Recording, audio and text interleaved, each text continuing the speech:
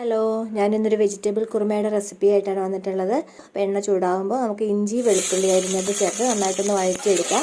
ഇനി അതിലേക്ക് നമുക്ക് അരിഞ്ഞു വെച്ചിട്ടുള്ള സവാള ചേർത്ത് നന്നായിട്ടൊന്ന് വഴറ്റിയെടുക്കണം.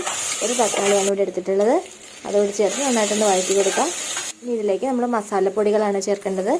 മല്ലിപ്പൊടി, മുളക് പൊടി, മഞ്ഞൾപ്പൊടി, പിന്നെ ഉപ്പ്, ആവശ്യത്തിനുള്ള ഉപ്പ് കൂടി ചേർത്ത് നന്നായിട്ടൊന്ന് മിക്സ് ചെയ്തെടുക്കണം. ഇതിലേക്ക് നമ്മൾ അരിഞ്ഞു വെച്ചിട്ടുള്ള കഷ്ണങ്ങൾ ചേർത്ത് കൊടുക്കാം. ഉരുളക്കിഴങ്ങ്, ക്യാരറ്റ്, ബീൻസ്, ബീറ്റ്റൂട്ട്. ഇനി ഇതിലേക്ക് കോളിഫ്ലവർ, ഗ്രീൻ പീസും ഒക്കെ ചേർക്കണമെങ്കിൽ നിങ്ങൾക്ക് ചേർക്കാം. ഇനി ഇതിലേക്ക് ആവശ്യത്തിന് വെള്ളം ഒഴിച്ചു കൊടുക്കാം.